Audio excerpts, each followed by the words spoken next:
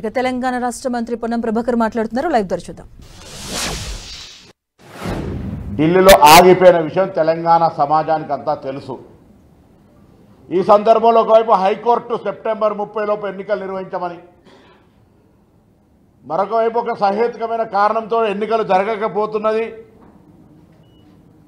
దానివల్ల స్థానిక సంస్థల నిధులు ఆపద్దు అనేటువంటి కనీస ఇంగిత జ్ఞానం లేని కేంద్ర ప్రభుత్వం స్థానిక సంస్థలకు నిధులు ఆపివేయడంతో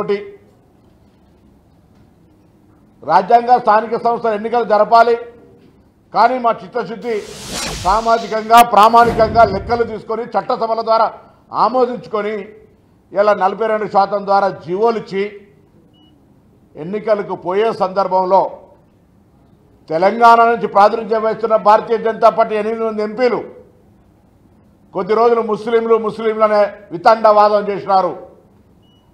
సంతోషం. మొన్న రామచంద్రరావు గారు ఇది ముస్లింలకు లేదు, మేము మద్దతు ఇస్తామన్నారు. ఇలా మళ్ళీ వాస్తవ రూపాన్ని, వికృత రూపాన్ని రామచంద్రరావు గారు చూపెట్టే ప్రయత్నం చేస్తూ ఉన్నారు.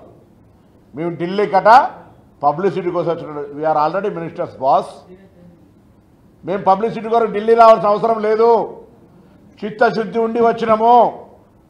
మీ పార్టీకి ఏమైనా చిత్తశుద్ధి ఉంటే, ఫెడరలిస్టిక్ పార్టీ బలహీన వర్గాలకు వ్యతిరేకం కాదు అని అనదలుచుకుంటే, వ్యక్తిగతంగా మీరైతే ఖచ్చితంగా రిజర్వేషన్లకు వ్యతిరేకమే.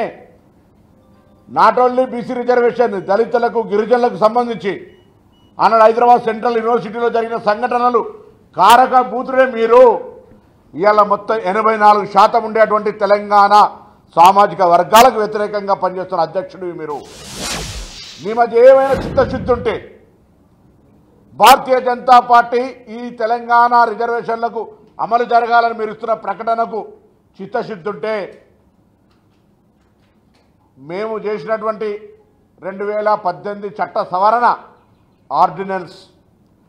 ఆర్డినెన్స్ తర్వాత రాజ్యాంగంలో ఉన్న ప్రకారంగా శాసనసభ తీర్మానం చేసుకొని గవర్నర్ గారికి పంపిద్దాన్ని మీరు మోకాలు అడ్డకుండా, ఆపి పెట్టకుండా, మీ రాజకీయ ప్రభావంతో దాని మీద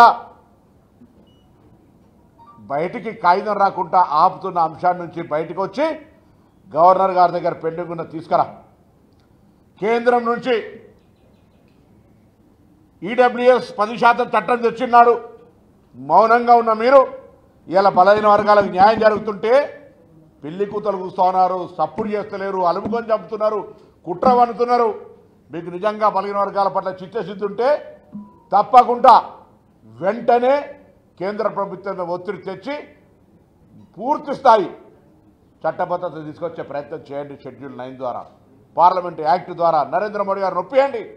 బీసీ ప్రధానమంత్రి అని చెప్పుకునే నరేంద్ర మోడీ గారిని తెలంగాణ ఈ దేశంలో సామాజికంగా కుల సర్వే చేసి దేశం మొత్తం భారతీయ జనతా పార్టీ ప్రభుత్వం కుల సర్వే చేయడానికి ఎట్లయితే ఒక రోల్ మోడల్ తెలంగాణ తీసుకుందో, 42% ప్రామాణికమైన లెక్కల ప్రకారంగా ఇందిరా సాహ్ని గారు చెప్పినటువంటి కోర్టు తీర్పుల ప్రకారంగా ప్రామాణిక లెక్కలు ఉన్నటువంటి తెలంగాణ ప్రభుత్వం ఇచ్చిన జీవోలకు ఎటువంటి ఇబ్బంది లేకుండా చూసే బాధ్యత భారతీయ జనతా పార్టీదనే మాట మనం చేస్తా ఉన్నాం.